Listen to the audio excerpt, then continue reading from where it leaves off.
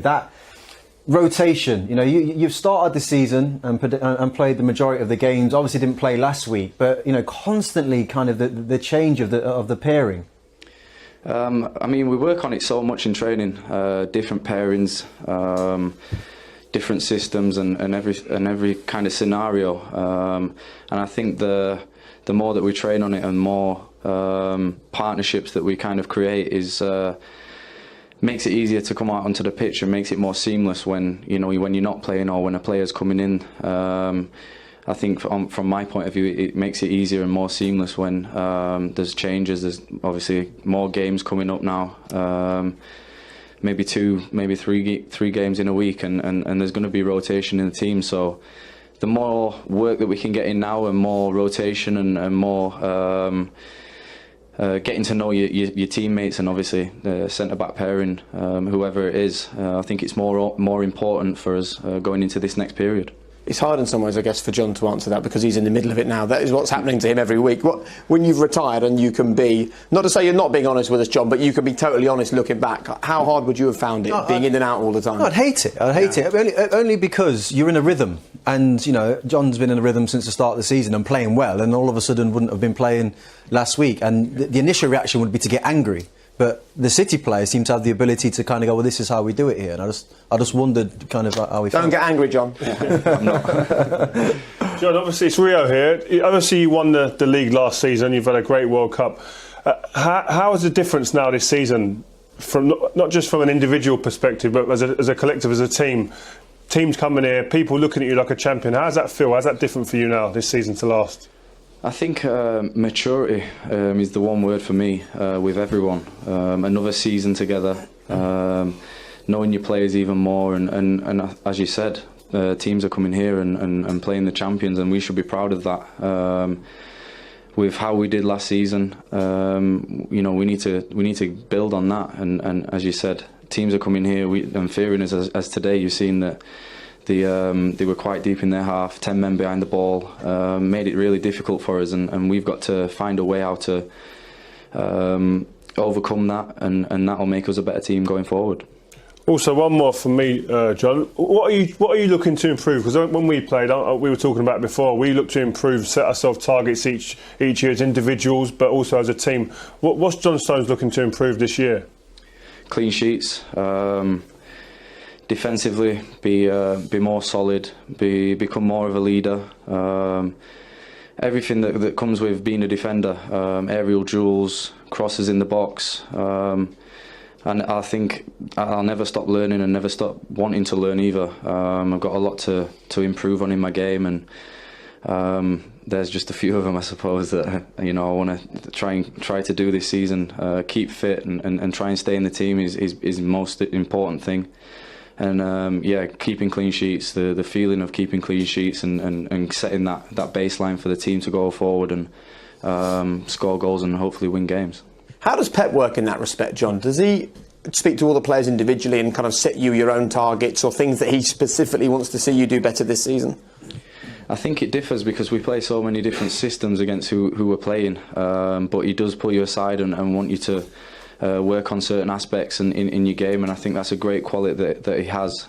Says it in a very simplistic way, so you're not flooding your brain and overthinking about things, and that's a great quality for him to pass on to me when he's giving me instructions. And as I said, we play so many different systems. In different scenarios, you've got to adapt quite quickly, so quick in the next coming weeks when there's a game every 3 days. John, I just want to have a quick word on Benjamin Mendy and the impact. I think we all saw what he's like on social media. It's all fun, and he seems to be great with the players. What's it been like having him back in the team now, and what does he bring for you, being that being part of that defensive unit?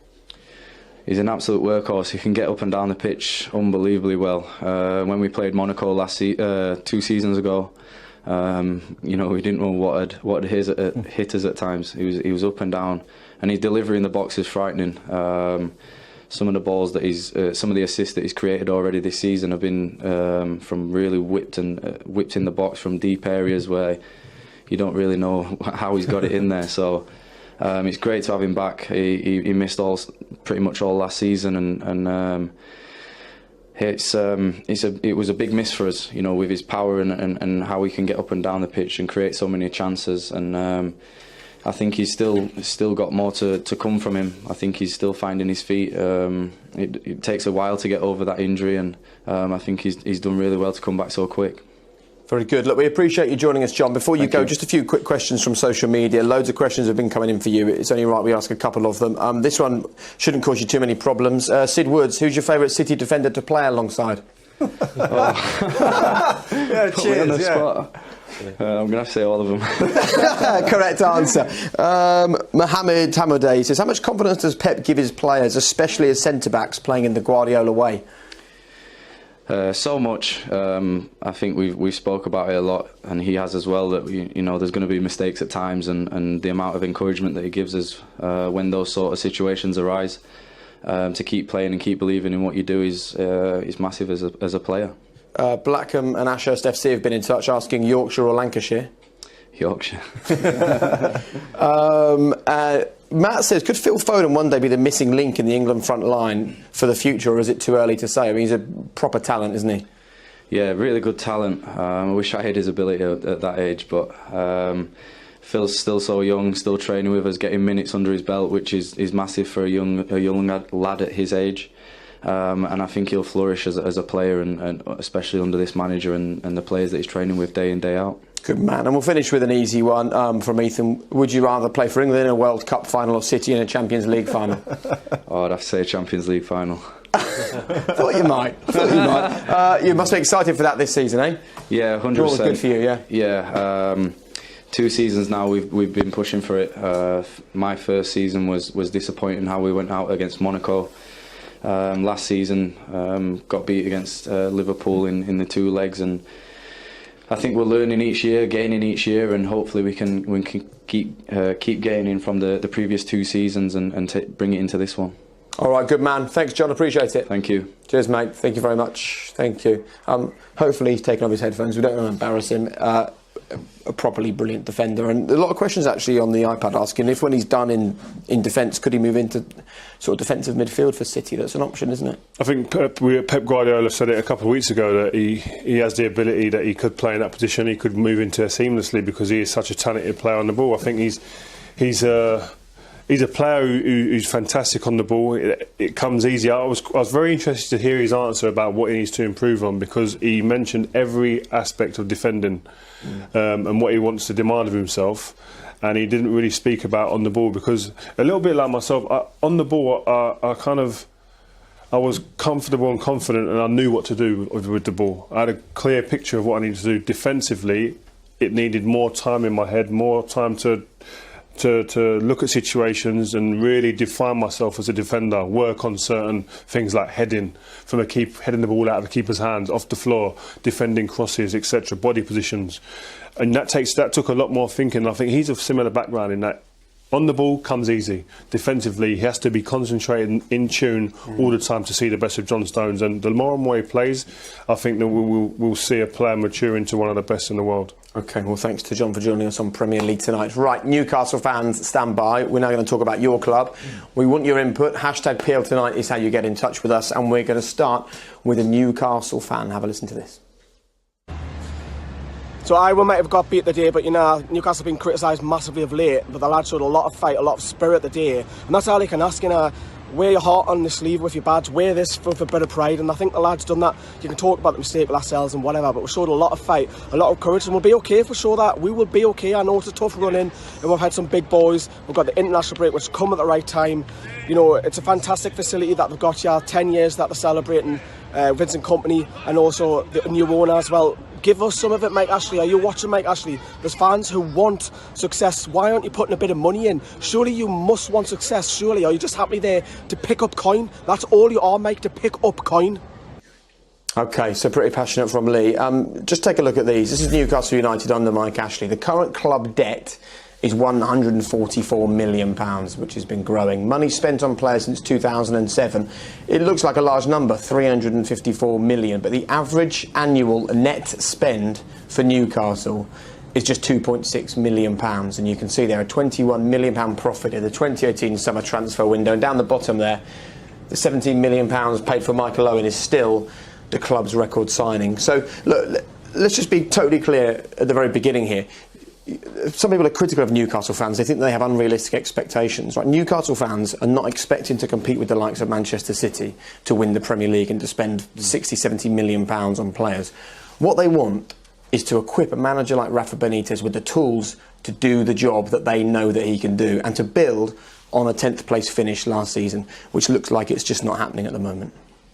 Yeah, and I think they just feel like he doesn't love the club to the point where he's prepared to invest that money and take the club to the next level. You have to be careful here, because the players at the club are doing the best they possibly can, and I feel that the fans, they fully appreciate that, but they also look at this team, and I think about past Newcastle teams within the Premier League and think, there's always been a few stars within that side. Granted, we spoke about, Newcastle, they've not won anything. So, you could argue, well, why would he plough all that money in? But they've also had, players like Ginola, Shearer, Ferdinand, Asprilla. They had the world's most expensive striker at one time. Well, this is what I'm saying. And even in my era, they had top players. It was just like, and when you look at them now, it's not nice viewing, I don't think. It doesn't look like a club that's getting what I feel it deserves.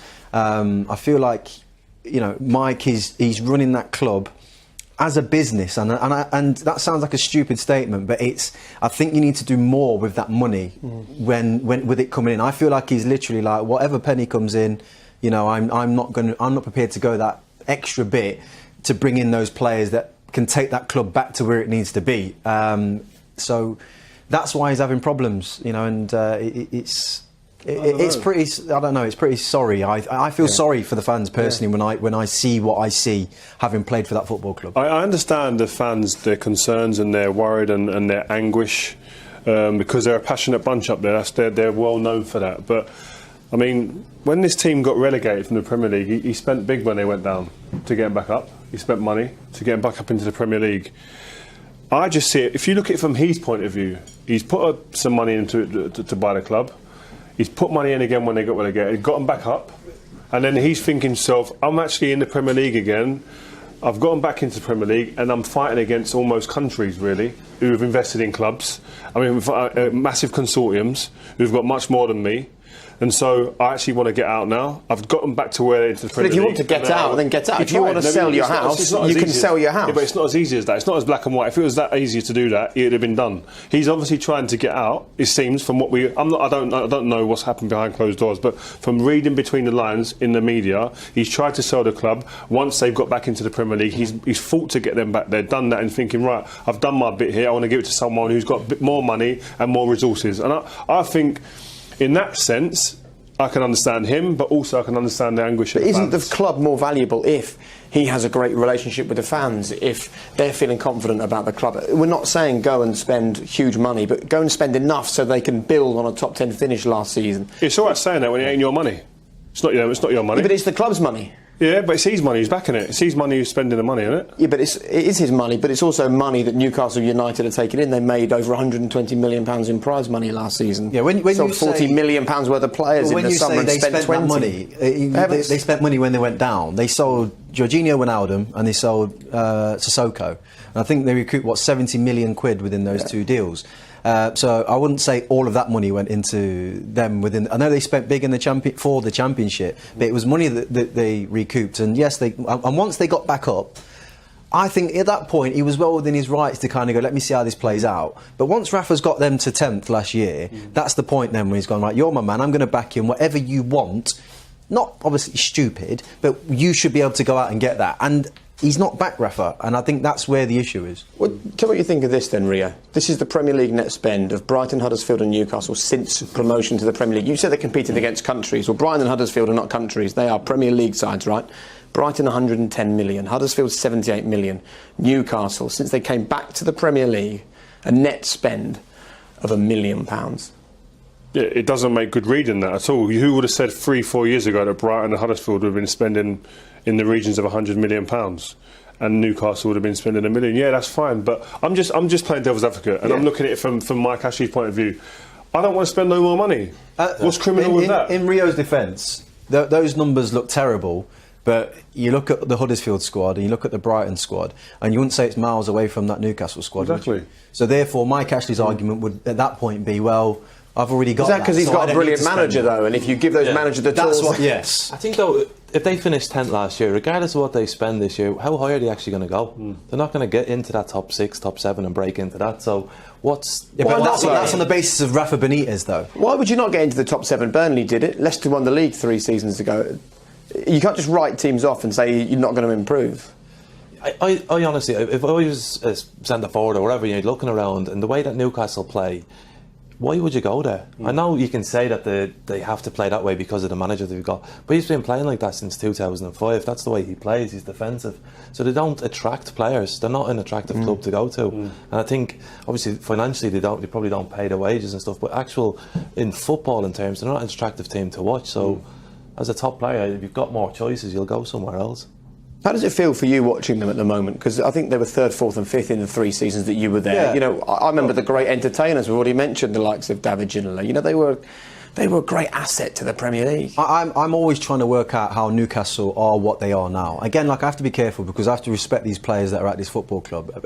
But Newcastle United is a very big football club. It's as simple as that. And all of a sudden, Newcastle have turned into survivors, which I don't get, because I don't like talking about the past too much, to be honest with you. But to go from being playing Champions League football and finish and having the players that were at that football club to all of a sudden all of that just going out of the door and being left with what is now out there and just surviving in the Premier League, I don't get how that's happened. I really don't. And it's unfortunately the powers that be that I think have allowed the club to be where it is right now. And, there's talk about in the press today Rafa and Mike Ashley not being on speaking terms and only going through Lee Charnley to speak to each other, and Rafa having to talk in his press conference about inviting the owner to come to the training ground. The fans forum, I think they may have only met once last season with the club. They were due to meet last week. It was cancelled at 24 hours notice. You'll know from your time at United, when everyone pulls in the same direction, there's genuine unity between the owners and the manager and the players and the fans. You can do amazing things with football clubs that represents an amazing city in this country. Yeah, in any business, having that dialogue, having that good communication from the top to the bottom and then to the fans is going to be great for the club, and it creates a good harmony within the club. But there are times when it doesn't happen. And listen, you can't sit here and look at Rafa Benitez and not sympathise with what he's seeing being spent around the league, and he's having to sit there with his purse strings being strapped up and not being able to spend. But that's the situation he's in, and he has to deal with that at a football club. And listen, I don't think there's many better people who will deal with this situation than him. He's a student of the game. He's someone who looks at all the finer details and will try and find a way, whether the fans like it or not, and he'll stick to his principles and what they are. And listen, when Newcastle signed him as a manager, they knew what they were getting. They didn't expect to be getting someone like Pep Guardiola, who's going to play expansive, different type of genius type football. This guy had a particular way, as Danny said, since 2005 that we all knew what it was. He was at Liverpool with great players in that team. Still played the same way. 2 blocks of 4 and a striker and a guy behind him feeding the striker, Torres and Gerrard. That was the way he played. He was very, very, very resolute in the way he played. Fans love him, by the way. Yeah, they do. It's not negative. The fans love him. You just wonder where it ends, though. He's out of contract at the end of this season. As things stand, Newcastle have to keep him. They have to keep him. Well, if they have to keep him, then they have to back him, right? Correct. That seems to be the way it goes. Is it your money, though? No, it's your money. It'd be different. It's not my money. It's not my money. Absolutely. I wish it was my money. If I had the money, I'd let them spend the money. I'd be like, Rafa, come round for dinner at my mansion. You won't spend your own money.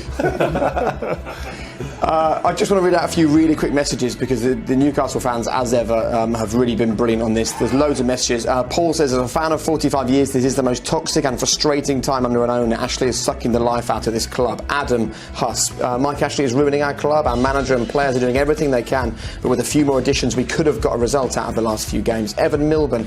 We don't want Champions League football. We want to be in the top half and build on what we had last season. I just can't see it with Ashley. I love Rafa and we need him, but I can't see him in charge this time next next year, and Miss SK, Ashley, needs to go. We don't expect to compete with the big boys.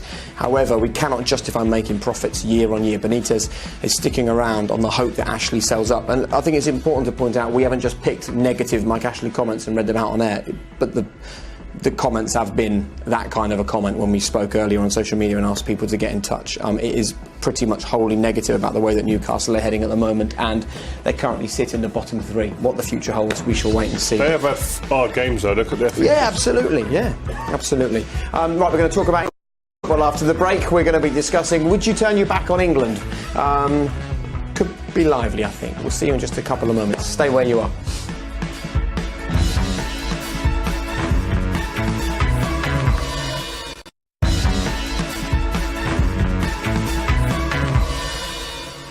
Jamie says, well done, Jermaine, for arguing the point with Rio on Premier League tonight about money we spent in the Championship. We recouped so much. And well done, BT Sport, for providing proper research on the Newcastle plight. Ben says... Well done, Jermaine. George says, brilliant Newcastle chat on Premier League tonight. James and Ben are enjoying the show as well. Right, we're going to turn our attention now to England. Here's Samantha with a question for you guys. Well done, Jermaine. Thank you. I can't quite believe that Gary Cahill and Jamie Vardy have retired from international football. Surely you wouldn't want to give up your place in the England team, especially at this moment of time when they're doing so well and Gareth Southgate has brought a new philosophy and life to this team. And I still think that Jamie Vardy and Gary Cahill had a lot to give. Vardy's got goals in him and he can make a real impact to this squad. I don't think it was their time to leave yet, and it's a real shame.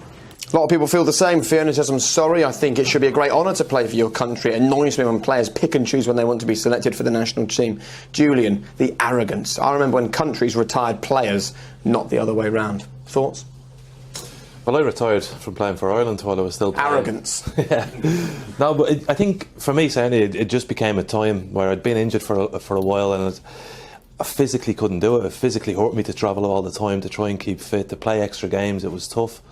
Whether the guys are at that stage of their career where they're thinking we want to be part of what's happening with England, because it looks like it's a good place to be at the moment, but it's physically draining, travelling around all the time. When you have that chance of a little break, just to have those 5 or 6 days where you can sort of rebuild yourself for the next Premier League weekend, I can understand the decision why they took it. You've got to respect the players, I think. I think that, listen, just because they're retiring from national football doesn't mean they're any less patriotic. These boys love playing for England. You can tell when they speak about it. I've been in squads with Gary Cahill.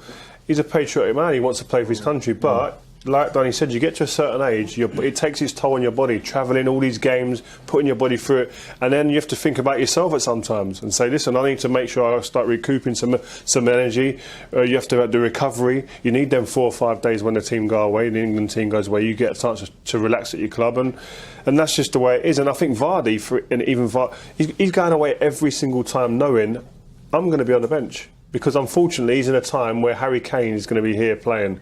And he's sitting there thinking, well, I understand that. There's young players coming through as well. I need to I'm getting to the latter part of my career. I want to make sure I preserve myself so I can go on for longer. But you know where I come from here as a football fan?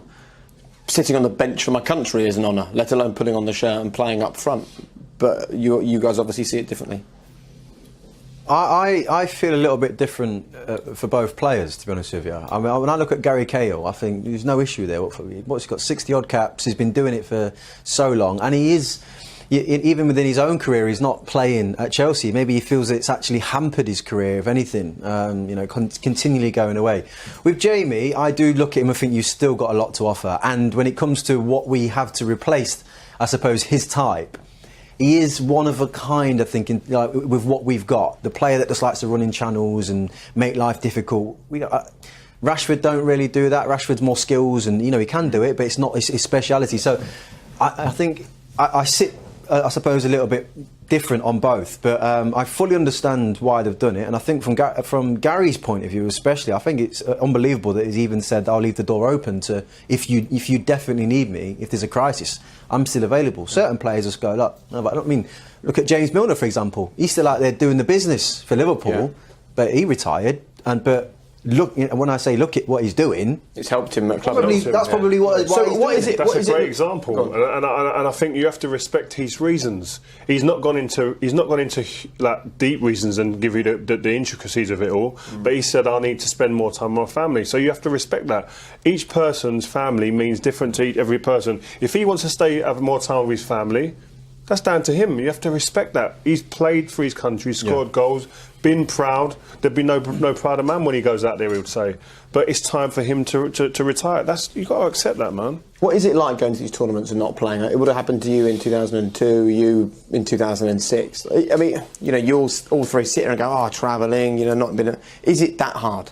Staying in a nice hotel, being looked after by the manager? It don't matter where you are. People think that's the obvious, isn't it? Oh, you're getting paid so money, you're in a lovely hotel, Yeah, exactly. getting paid here and there. You're getting no sympathy from this But end. that's no substitute for not playing. Yeah. It isn't. You all still want to get out there and be the main man on that pitch, so don't matter where in you put '98, me. weren't you learning and listening and seeing what was going on? But that's a and different time. understanding Like, the I was a international kid, I was scene? 18 years old, whatever I was. Me and Michael were sitting there going, we can't even believe we're here. Like, so I'm sitting there watching like Paul Ince get his recovery session done. How's he do it? Being a sponge, getting all the information and thinking for the future. But when you're 26 in the prime of your life, 28, 30, sitting there going, I know I'm not going to play, that's a different feeling because you think, I should be playing now, I'm ready. Do you know what I mean? That was, for me, it's similar. I was a young age, I was 21, 22 or something when I went to the World Cup. And I'd played 12 of the 14 qualifiers to get there. And when I got there, the players who had been playing instead of were injured in the qualifiers, got fit again, and they took their places back, the more experienced centre-halves. And at the time when you're there, I enjoyed the World Cup, I enjoyed the whole experience, we played well, I learned a lot, I've seen a lot of different things, what goes on at World Cups. Then when I retired and I look back, and that opportunity never came back around again for me. That's when it's difficult. But at the time when it was going on, Did you regret it? It was fine. I can't regret it because it wasn't my choice. I wasn't picked. I was there. I was ready to play. I just wasn't picked. So it's not a regret. It's just something I wish I had done. I don't know if that is a regret. But Yeah, I think yes, that's a regret. Yeah. What about you, JJ? I mean, I think I was about 22 when I went to 23 when I went to the World Cup in Germany, and it was a different type of scenario. I missed the last chunk of the season at Spurs. I had a really good season, and I missed the last chunk of it, and it had an impact on me. A lot of my game was physical, getting by players, scoring goals. And even in remember the pre-warm-up game I scored going, in that game, and I remember thinking, right, I feel good now, I'm up for it.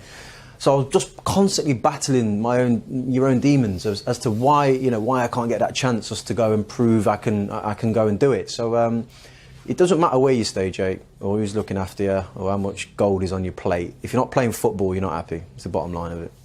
I remember that Schloss Hotel in Germany. That was a good place to stay. I was down the road in a bedsit for 6 weeks, so Yeah, of course you was. working on sports That's round. the truth. Kids Telly, they looked after you on Kids Telly. Greg says England are at the start of the 4-year cycle now, and the end game is all about 2022 and a World Cup. Are you seriously criticising a man who barely got a chance for England for stepping back? He'll be 35 by Qatar. He's letting the youth through. I mean, there's no criticism, just asking the question. Chaz, surely the international calendar has to change, and the structure too. It's different now, fitness, money, demands, etc. And Pete says the England team never passed to Vardy anyway and don't play to his strengths. So what's the point?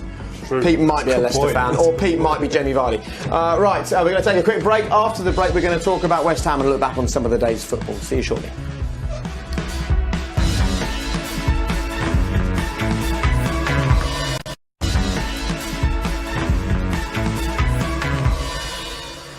Okay, right, time to talk about West Ham United. Lots of West Ham fans, as you might expect, have been getting in touch on social media today. Rio is primed and ready to go. But first, we're going to hear from a couple of fans. We're going to start with Baz. West Ham 0, Wolverhampton Wanderers 1. Fully deserved and all. If it weren't for Fabianski and Diop, that probably could have been 2 or 3. Balbuena had a decent game and all. It sums us up. 2 centre-halves and goalkeeper. Our best players on the pitch. It's too pretty. We're a bang average football side without superstars, and we need to play to our strengths and not this tippy-tappy pretty stuff. It don't suit us, it ain't us. We need to dig in hard now and scrape wins, get points on the ball, because this will see us in trouble. See, we deserve that. We're absolutely superb from start to finish yet again. But Adama Traore, he's one of a kind. What can you do? How do you defend against that? But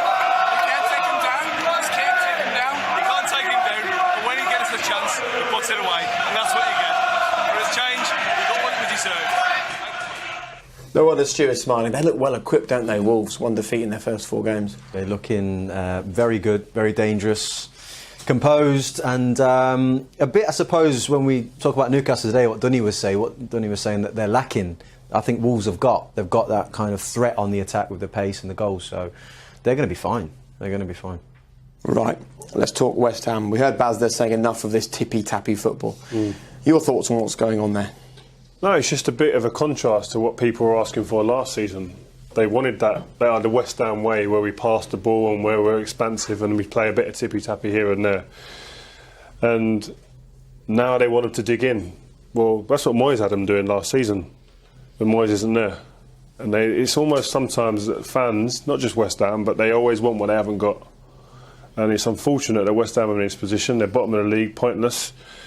But they have to find something, and we're talking about Newcastle not being given a penny to spend, Rafa. This manager now, Pellegrini's been given a war chest of money to spend, and he's done it, and we have to see now what he does with it. I think saying they don't want good football is not right. I think they would love good football. Balance. They don't want to play good football that means they've conceded 10 goals in their first 4 games this season, having bought 2 new centre-backs.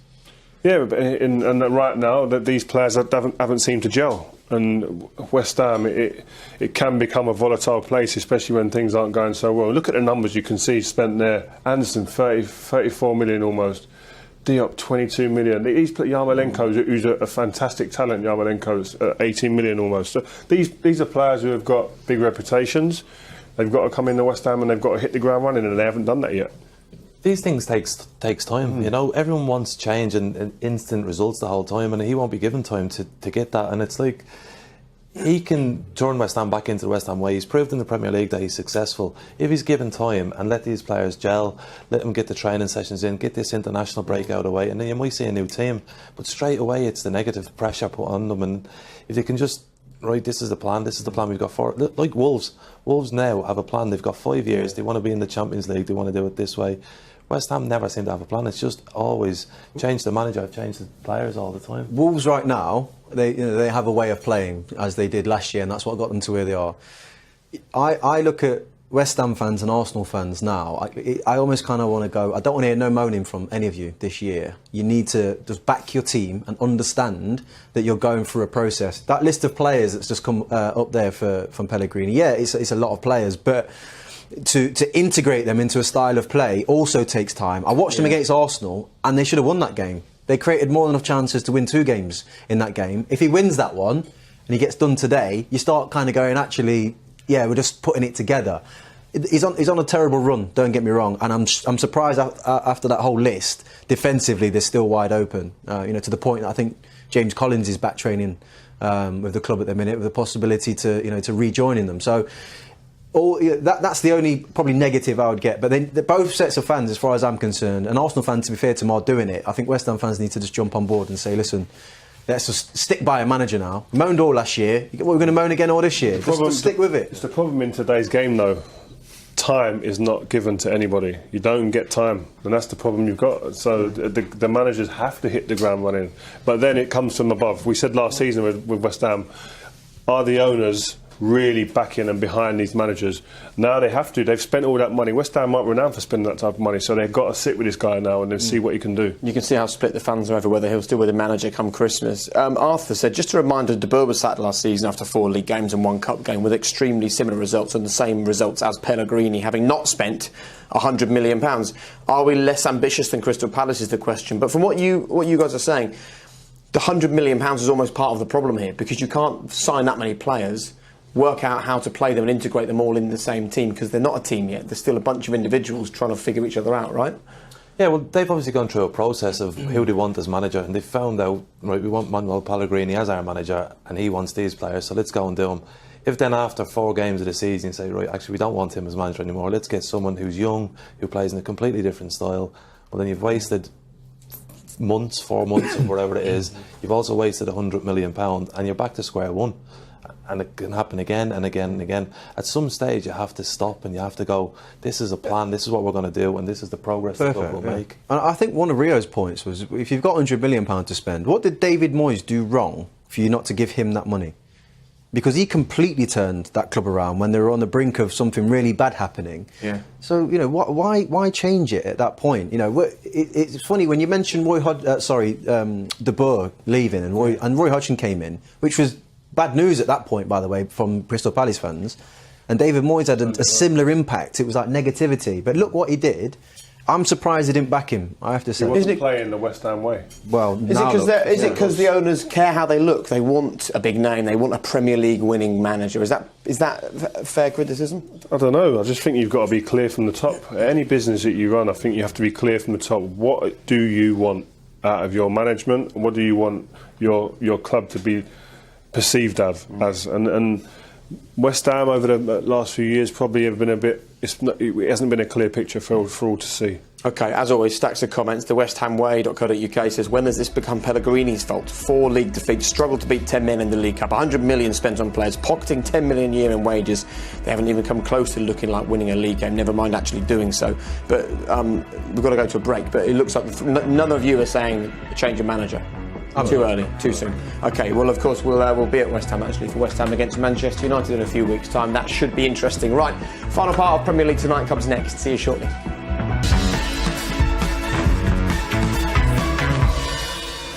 Welcome back. What are you talking about? Maturity, very important. Right, time to talk from maturity to Manchester United. Here is Mike. OK, this one's for Rio Ferdinand. I'd like to get your views on how Jose Mourinho has conducted himself at the moment. Just his general demeanour as well, and how that fits with the profile of being a Manchester United manager and everything that entails. Have a look at this. My second place last season was one of my greatest achievements in football. Thoughts? I don't know. Yeah, that says to me that with the poor calibre of players that I had, I produced a miracle type thing. That's the way I translate that. So has he got a poor calibre of player, or is he not getting the most out of those players? They're not his players. A lot of them that were there, I think they were bought from previous management. But Lukaku is his player, and Pogba's his player. Yeah. Fred's his player. But that's Fred Sanchez this year. Is his player. Fred wasn't there last year. Matic wasn't there Lindelof. last year. But yeah, some of the players he's brought in. I think the recruitment, I think there's question marks over some of the players that have been brought in, definitely. Yeah.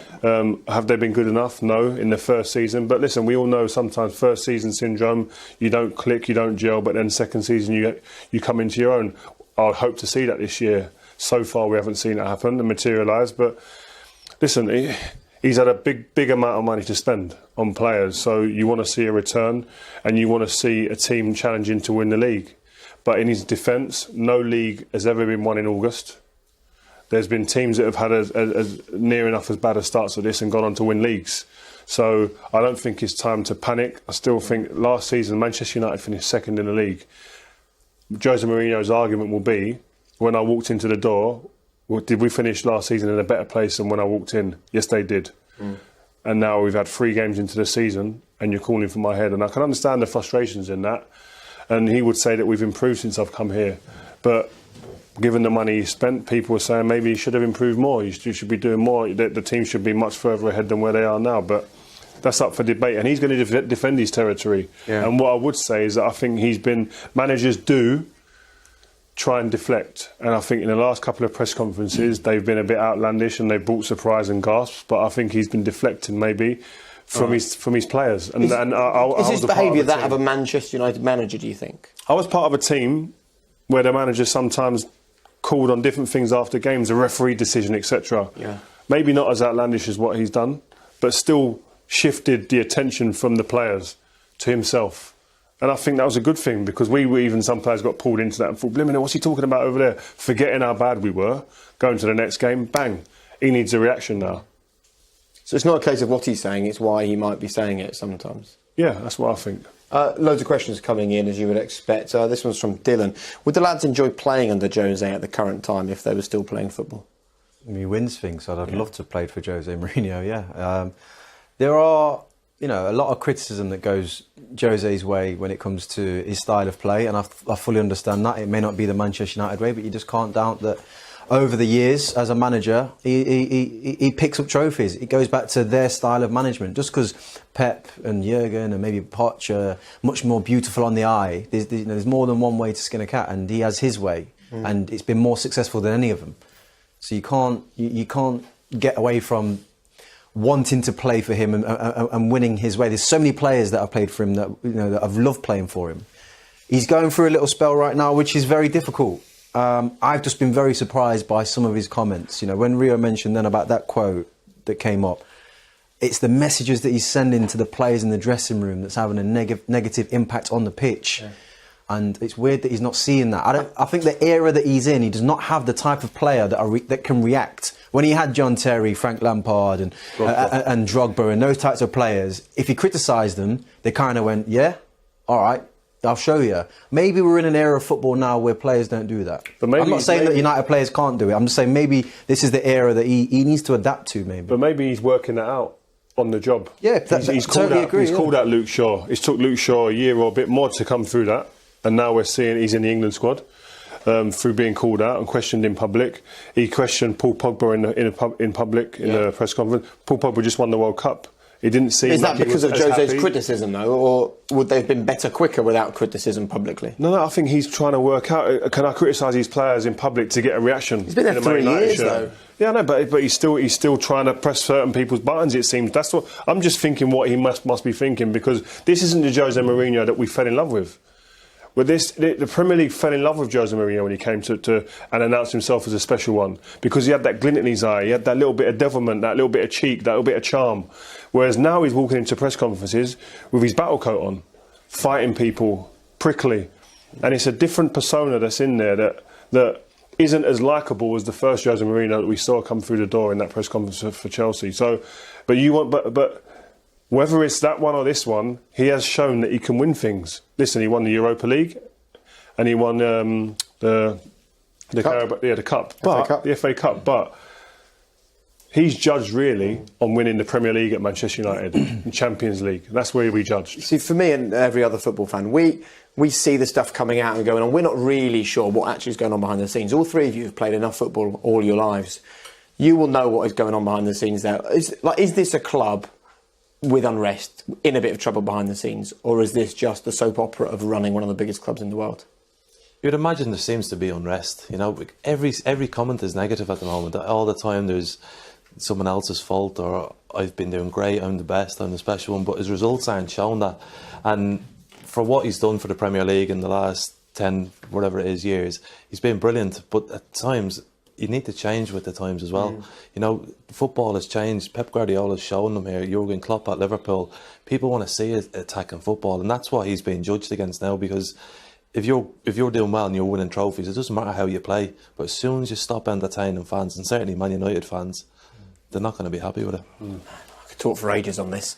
I can't believe you give Man United like 4 minutes at the end. What's going on? That's where you've ended up. It's all about Liverpool and City and Chelsea. I ain't coming back on. Times have changed, Times have changed. Joking, of course. You can see plenty more this evening from BT Sport. We've got some college football right now over on ESPN.